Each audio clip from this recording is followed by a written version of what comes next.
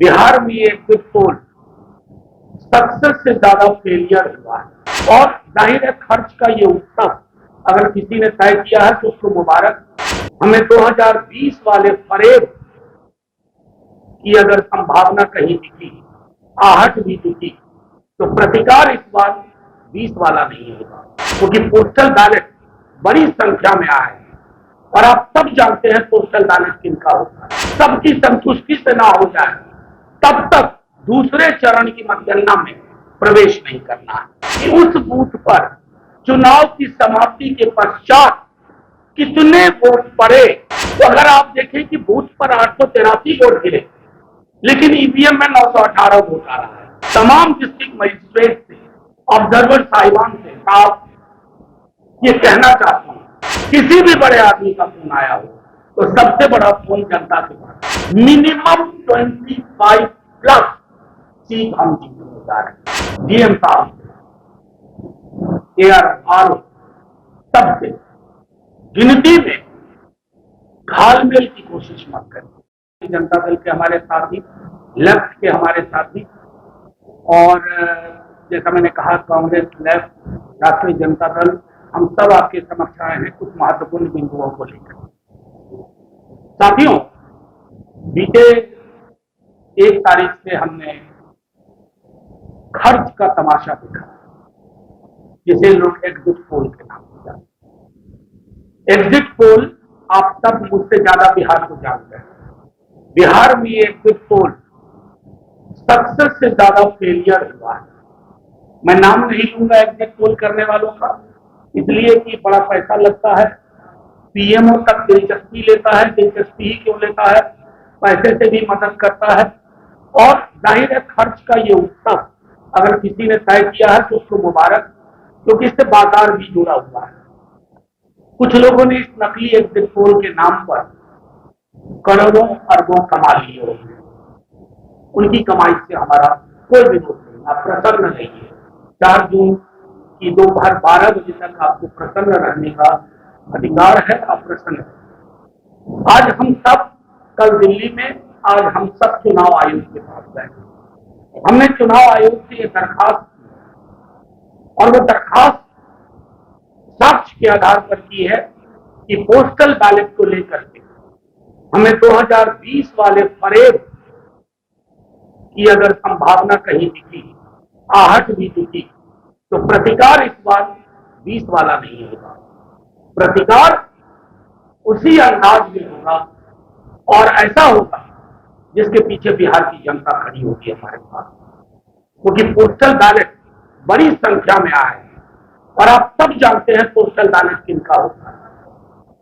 वो उनका होता है जो बदलाव महसूस कर पाते हैं या बदलाव चाहते हैं।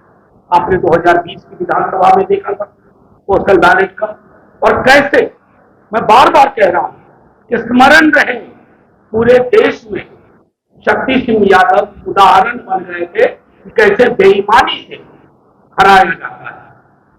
जीत का प्रमाण पत्र लेने के लिए कहा गया था कि बैठे रहिए, और बाद में घालमेल करके हमने सख्त बात कर दी कि पोस्टल बैलेट की गिनती हो, उस गिनती का समायोजन और उसके बारे में नानुकुर वाली टेंडेंसी नहीं करेगी।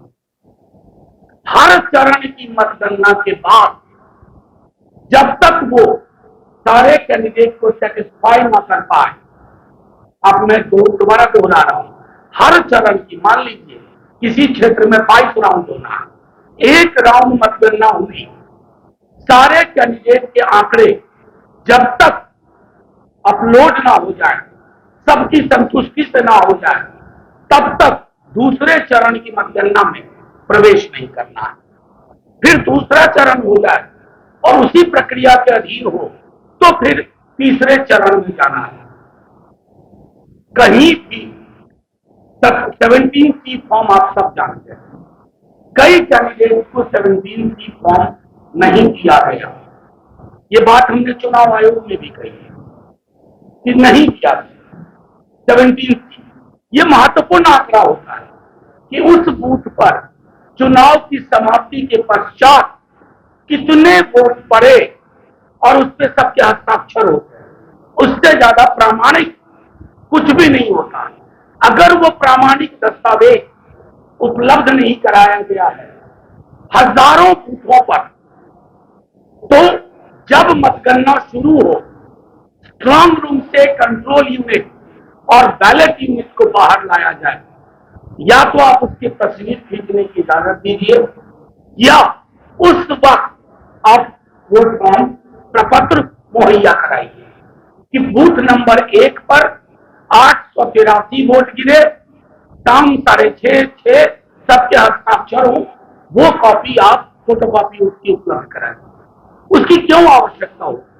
उसकी आवश्यकता इसलिए होगी कि जब डिस्प्ले होगा रिजल्ट का, तो अगर आप देखें कि बूथ पर 883 वोट गिरे लेकिन ईवीएम में 918 वोट आ रहा है, तो ये त्रुटि है, ये विसंगति है। इस विसंगति को दूर करने के लिए फौरी तौर पर कार्रवाई की जाए।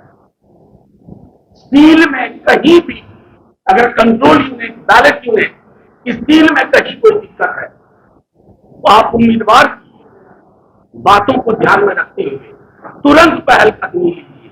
ये मैं आज के प्रेस कॉन्फ्रेंस के माध्यम से तमाम डिस्ट्रिक्ट मजिस्ट्रेट से, ऑब्जर्वर साहिबान से साफ ये कहना चाहता हूं कि इस बार अगर किसी भी प्रकार की गुंजाइश रखी आपने धोखाधड़ी की, चाहे किसी भी बड़े आदमी का फोन आया हो आपके पास, किसी भी बड़े आदमी का फोन आया हो, तो सबसे बड़ा फोन जनता के पास, वो सारे फोन पलट देती है, तोड़ देती है।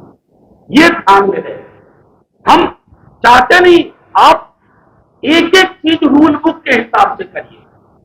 कानून की किताब में, इलेक्शन मैनुअल में 1961 की जो प्रावधान है उसके आलोक में आप एक एक चीज, चाहे 17C का हो, काउंटिंग के हर चरण का मामला हो, या 17C में जैसे अब डिस्प्ले में आ गया कि इसको 400 वोट ए को, बी को 320 वोट, सी को 80 वोट, डी को 40 वोट, ये जब तक लोग नोट ना कर ले काउंटिंग एजेंट और संतुष्टि के साथ नोट ना कर ले, आवश्यक हो तो आप फिर से डिस्प्ले बटन दबाइए रिजल्ट का, ताकि जिन्होंने नोट नहीं किया वो नोट कर पाए।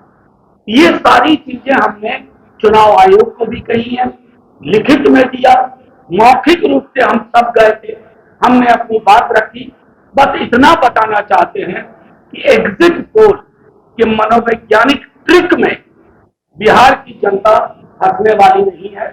हमने जनता का सर्वे देखा है, तेजस्वी यादव का बिहार में कैंपेन देखा है। एक तरफ नौकरी, गैस सिलेंडर 500 रुपए, महिलाओं को 1 लाख रुपए, सेना की पूर्ववर्ती बहाली, रेलवे की नियुक्तियां, दूसरी तरफ भैंस खोल लेगा, मंगलसूत्र छीन लेगा, बिजलियां काट लेगा, टोटी तोड़ लेगा, मुजरा लेगा। ये दो विमर्श का चुनाव था, दो विमर्श का चुनाव।